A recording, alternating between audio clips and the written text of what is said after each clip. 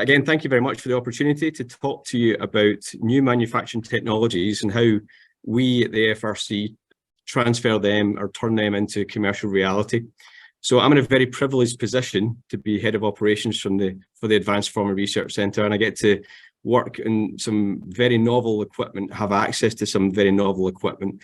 But I should say there's a whole team of people that work up here, some very intelligent people, some very intelligent young people who have done a lot of the work in terms of developing our capability and developing our understanding of these processes. So although I get to speak to you, there's 20 or 30 very, very intelligent people behind the slides that you'll see tonight. So hopefully in future you may get a chance to meet those people as well if you do come up. Just a quick contents of my presentation. I'll give you a very brief overview of the AFRC itself to give you context of what we are. I'll then talk a little bit about how we actually operate our research model and the capabilities that we have, and give you some videos of the equipment that we have. I'll hopefully flavour that a little bit with some example projects to demonstrate how we've actually taken the capability and put it into industry or worked with industry. And then I want to just finish off with just a slide or two just on what we believe is a future direction and how we are in the AFRC are trying to help push some of these technologies forward and also address some of the bigger challenges that the global industry and the globe as a whole are facing at the moment. So firstly, who are we? If you're not familiar with the Advanced Forming Research Centre, we are part of Strathclyde University. We are a specialist research centre that was founded in 2008, and we're a collaboration between industry, academia and government. So what that means is effectively we sit within what they call the Valley of Death in the TRL scale, so the technology readiness scale, where you go from 1 to 3 in a more academic environment where you're developing concepts. And then you go from a 4, 5, 6, which is that translational piece, into industry at 6, 7 and 8. We sit right in the middle of that TRL scale. And our aim is to really translate technologies and actually embed them into industry, take some of the academic work that's done, some of the key developments, but actually turn them into reality and actually turn them into industrial reality. So in many cases, look at the cost applications and look at the actual industrial applications of those. So we're part of the High Value Manufacturing Catapult.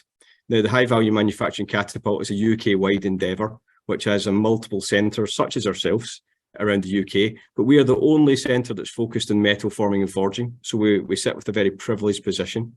And I should also say we're the only centre based up in Scotland. So we're also in a very privileged position to be able to access some of the Scottish manufacturing as well as the UK manufacturing. So the best of both worlds, I would say. But we are a globally recognised centre of excellence. We have a global membership. We have lots of industrial members who pay a membership fee to work with us. And I think out of our significant tier 1 members, only one of them is actually a UK-based manufacturer, which is Rolls-Royce. The rest are Boeing in the States, Aubert & Duval in France, Tymet, who's also in France and in the States, some other very large companies who have capabilities in the UK and beyond. Spirit Aerospace as well, obviously, is one within the UK. But we're all about innovative manufacturing technologies, research and development, and looking at how to develop metal forming and forging research and take it forward.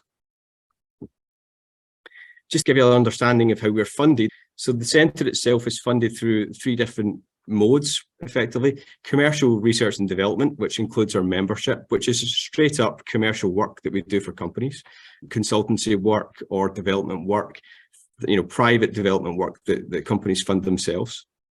But we also work on collaborative research and development. We get a lot of funding and we apply for a lot of funding through the government, for Innovate UK, for Aerospace Technology Institute, the Advanced Propulsion Centre, previously EU funding as well, so Horizon funding, etc. And we do a lot of our work in collaborative R&D.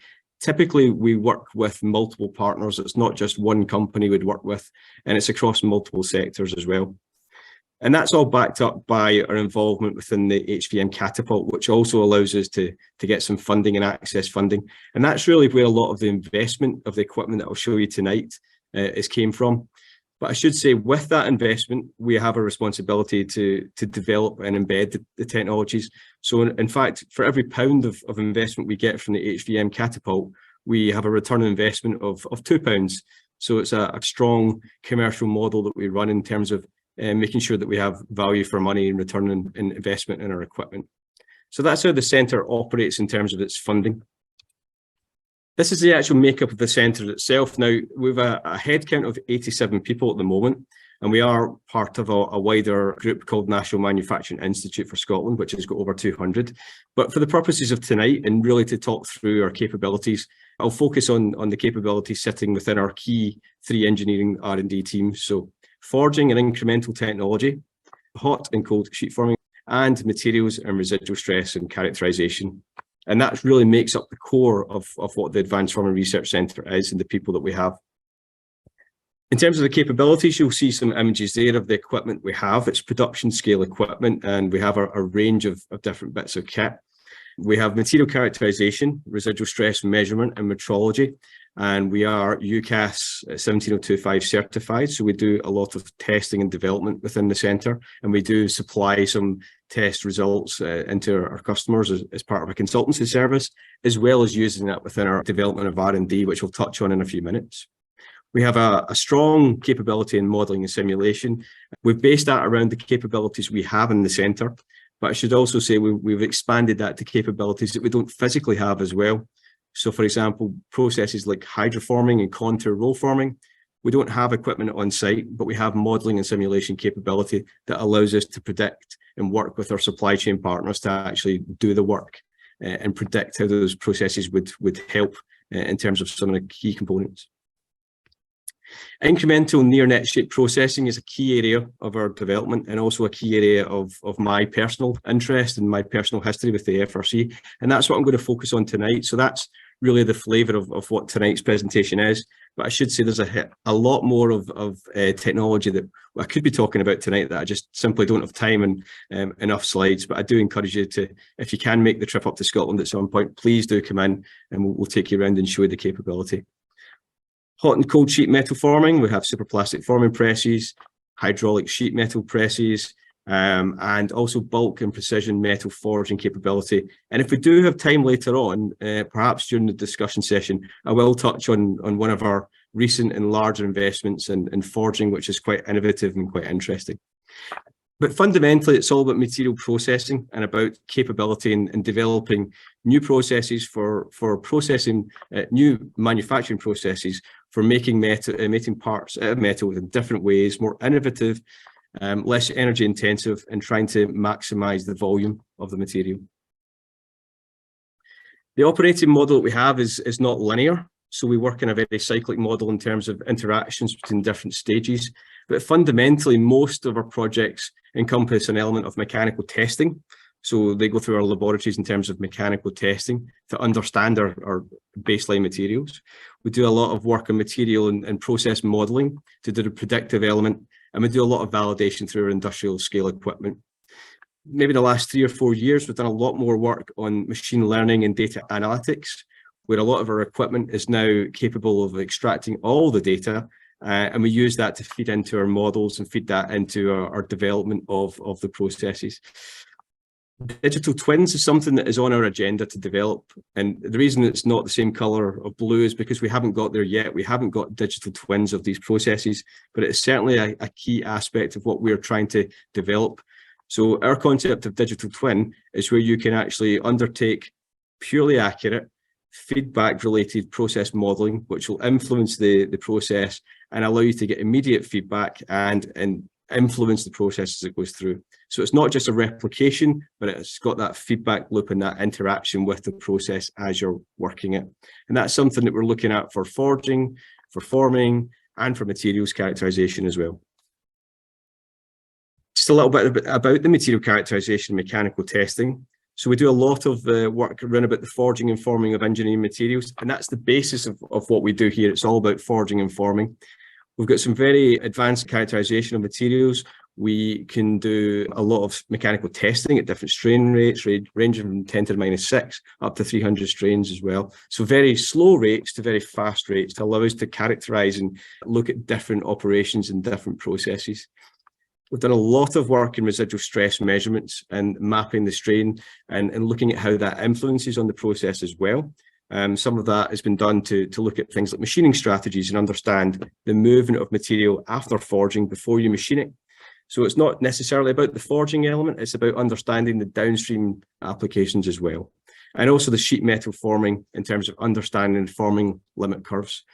Our labs are ISO 17025 approved, which allows us to work through the TRL scale from 3 up to 7 and do, as I said, consultancy-based work as well as the developmental work that we do within the AFRC. But typically, a lot of our research and development work starts with the material characterization and our mechanical testing. I'll touch on this a little bit more, which is our process modeling. Unfortunately, I don't have some of the models that I can show you due to IP, but I do have some images here that I'll talk through in a bit more in detail as well. But effectively, our process modeling and simulation is all based on building material models for a different range of alloys, and also to represent different material behaviors at different temperatures, but also at different strains and at different processes. We've tried to establish process models to represent current and also future manufacturing processes. So existing processes such as forging and spinning, which are very, long developed processes, and also some more innovative and novel processes such as incremental sheet forming, some of the hydroforming, high pressure hydroforming, and also some of the shear forming and flow forming technology as well. Everything we do in our process modeling is about improving part quality and complexity while trying to reduce the manufacturing costs. And we do that through our prediction of grain flow and microstructure. So we look at how that evolves throughout the process. We'll reduce the number of physical parts that we have to do in terms of the tryouts or development parts and the lead times required for manufacturing tools and manufacturing parts as well. And then we try to move towards that right first time, which is reducing rejects and improving our material yield.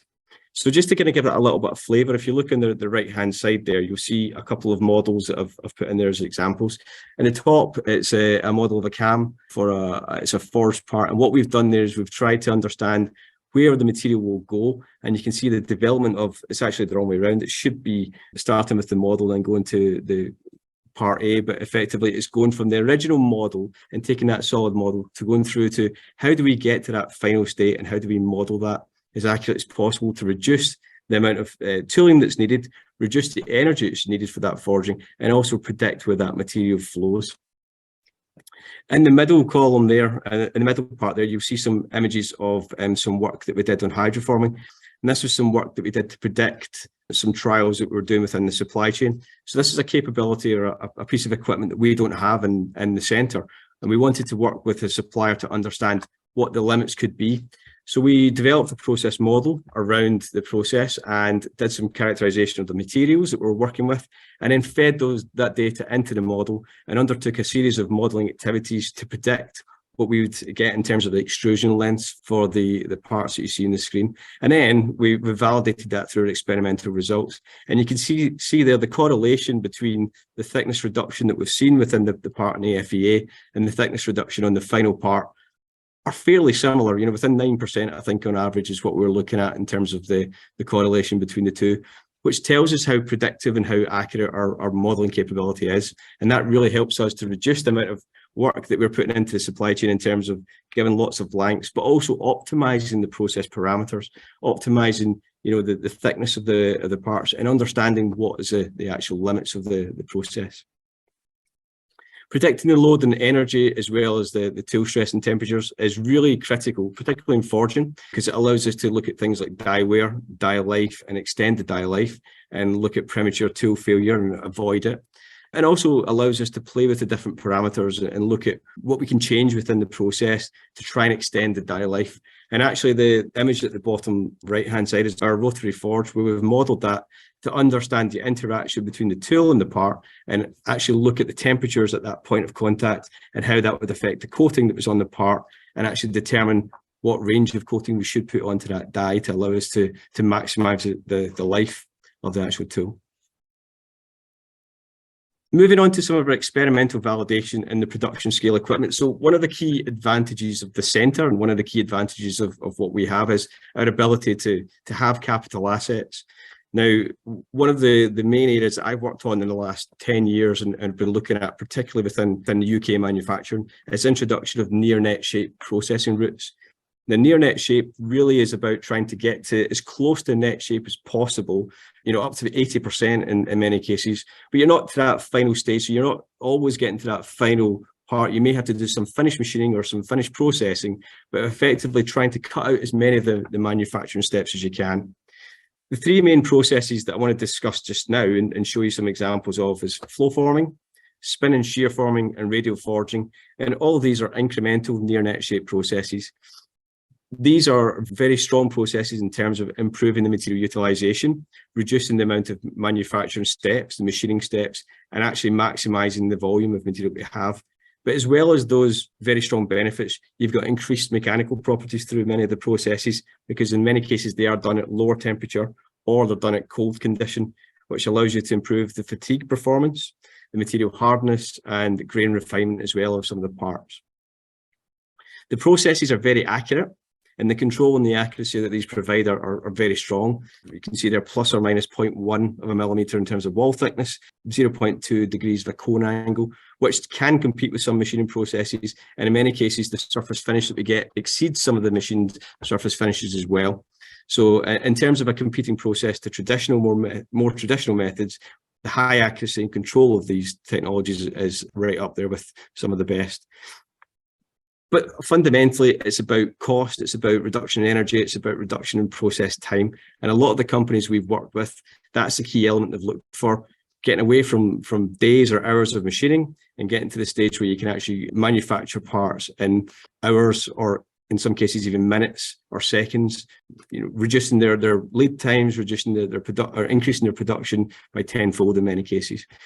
And there is more tangible benefits in terms of reduction of energy, because you're doing less work. You're doing less work in the materials, you're doing less work in terms of the steps. And with the temperature reduction as well, you are reducing the energy costs down. And it's a much more leaner value stream. So what does that look like? Well, this is one of our key bits of kit, the flow former, or STR600-336. And it's all about creating near net shaped surfaces with that optimal use of input material. So basically the process is fairly simple in terms of its mechanics. What you've got is a cup preform or a hollow metal blank, which is located onto a rotating mandrel. It's locked on there with a tailstock to allow you to get the grip. The material is then made to flow actually along the mandrel through the interaction of the rollers. In our case, you can see 3 rollers there. And effectively what they're doing is they're incrementally deforming the material and moving that volume of material along the part to create that surface. There is no temperature in this. We're not preheating the part. We're not preheating the tooling. It's done at room temperature. You can see a lot of flood coolant in the video there, which is there to cool the part, because there is obviously localized temperature that's coming through the friction, but also to lubricate as well and to allow that good surface finish. And what we've seen is that you can get a significant benefit. If you look at the image down in the bottom right there, you can see the preform on the right-hand side, and we've extruded that to over 3 times the length in that section there. So in terms of maximizing the amount of material you're using, this is a fantastic process to do that, and it allows us to move away from long and complex machining jobs and look at a much more novel technology, I should say. Just a little bit about our machine. Our machine can do up to 4 meters in length in terms of reverse flow forming and 2 meters in the forward flow forming. And the maximum starting thickness of the material is about 12 to 15 millimeters. And we can go down to about, less than a millimeter, I would say 0.8, 0.7 of a millimeter in terms of the wall thickness on this machine. And we can do up to 600 millimeters in diameter. Some of the other bits and pieces that we've got in the centre is our spin and shear forming. The spinning as a technology has been around since the medieval times in terms of metal spinning. But in terms of processing and CNC-based spinning, we've been trying to look at what we can do with that technology and look at much more novel applications, predominantly within aerospace, but also within automotive as well. Very similar in terms of the interactions between the material and the tooling. You have, in this case, a flat plate or a flat blank, which is located onto the mandrel. And then through the interaction of the rollers onto the surface of the material, you're incrementally forming that plate over the material, which allows you to create that cup shape or that cone shape And if you look to the bottom right-hand side, you can see some of the parts that we've done for aerospace, which are aerospace seals and cones for the jet engines. And a range of different materials. We worked with not titanium, sorry. We worked with Inconel 718. We worked with C263 and many different steels as well, 17.4 pH, 15.5 pH steels as well, and stainless steels. Typically, steel seems to be a very good material to work with this process. And then just to finally, on this, our capabilities and what equipment we have, I just want to touch on a radial forging, which is a GFM machine, SKK10R. Some of you may be familiar with the radial forging process or the cogging process. And effectively what you're doing in this process is incrementally forging the part over a mandrel using 4 hammers. There are 4 hammers within a forging box.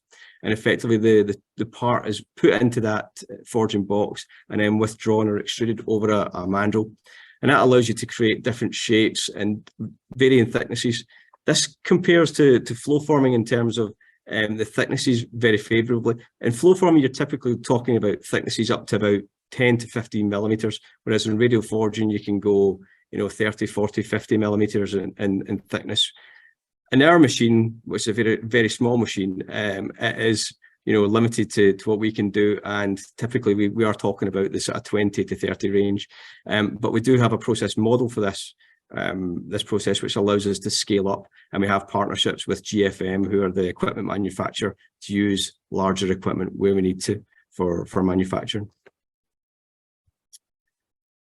So that's some of the capabilities we have, but how do we actually go about using that in industrial applications? So I want to touch on a couple of examples of the projects we've done, just to flavour that and to hopefully give you an insight into how we've actually worked with some of the key UK manufacturers and companies.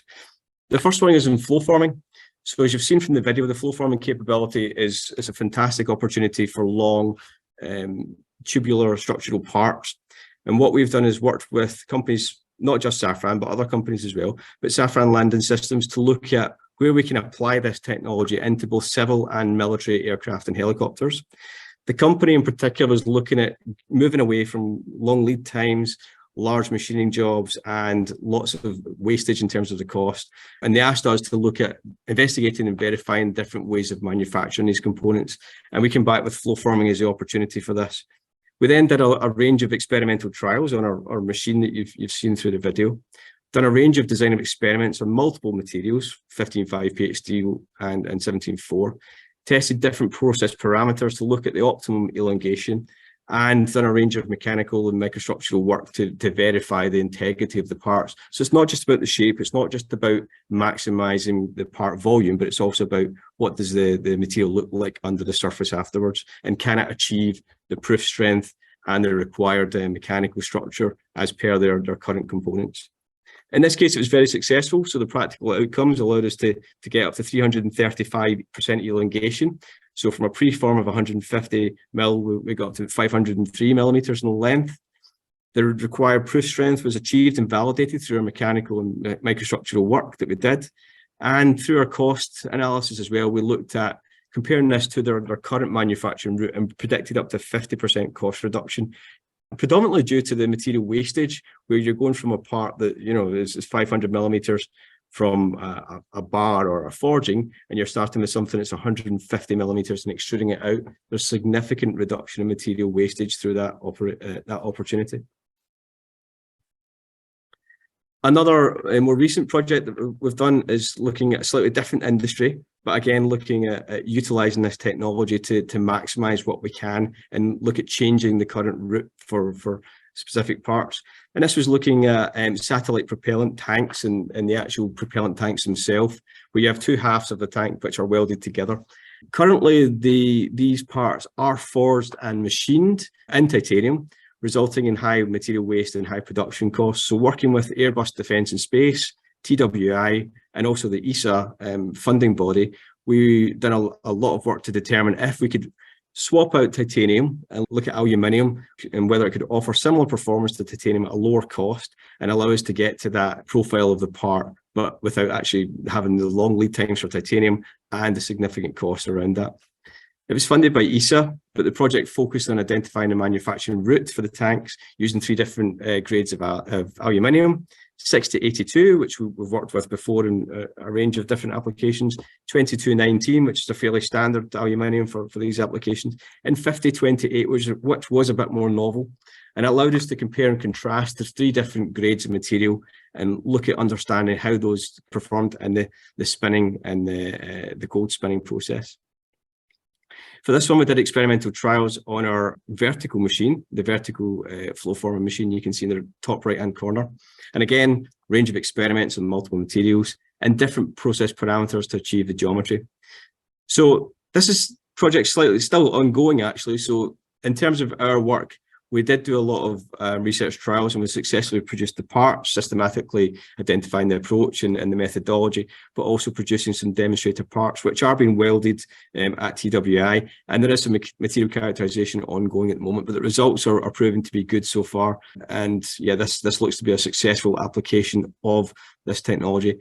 And actually, we're looking at this for hydrogen tanks for aircraft as well now, in terms of the application of this process to make some of the hydrogen storage tanks for Fly Zero with Spirit and other customers who are looking at these technologies and understanding how could they make the parts in a different way. And then just the final example I wanted to touch on tonight was the AFRC working with Jaguar Land Rover on the Transcend project, which is looking at dual clutch technologies. Now, this one was quite a few years ago, so it was really before the electric revolution of cars, when we still had dual clutch technologies, and Jaguar Land Rover were still making combustion engine cars. However, I felt it's still relevant to include this in tonight, because it's actually, the technology is transferable into electric machines as well, and electric components in electric vehicles. So what we looked at was introducing the novel manufacturing process to the UK. So we worked with Jaguar Land Rover and some of the other supply chain partners to look at the process, to develop the gear steel as well. So it was a novel gear steel for transmission components, and then do a direct cost comparison between a near net forging route and a machined method of manufacturing route. So we had some of the supply chain manufacture through a machined route, and we did the forgings. We did a direct cost comparisons to look at what the viability of it was. We also did some characterization and testing of the parts at the end as well to understand the performance in terms of the strain and the life of the parts as well. Through this project, we did a lot of process down selection for the components, looking at, not just the radial forging, but what's the heat treatments, what's the input into the processes, and how can we get the maximum out of the smallest starting material we could. We did the material characterization, tool design, process design, and we worked with the machine supplier and the UK supply chain as well. So it was a very interactive, engaged project as well. So it wasn't just us up in AFRC doing some nice research, it was very much done with the supply chain as well. And the outcomes were very successful. We developed a reliable geometric and predictive model for the process, and we did fully developed project forgings, which then went into the vehicle testing and test rigs and produced some favourable results versus some of the forged manufacturing routes.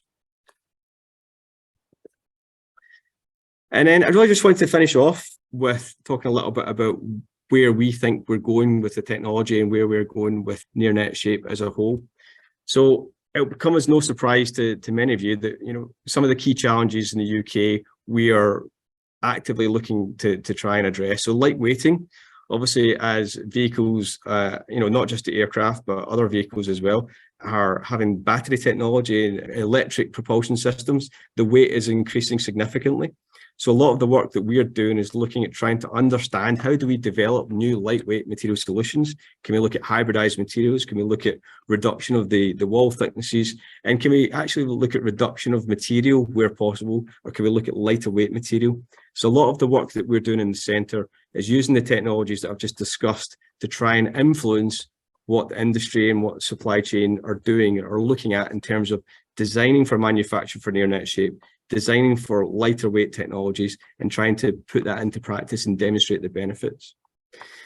We've gone through a very, very challenging time in UK manufacturing, and the COVID recovery is obviously started, but it's nowhere near levels of pre-pandemic manufacturing in the UK. And there's other issues as well related to coming out of the EU markets.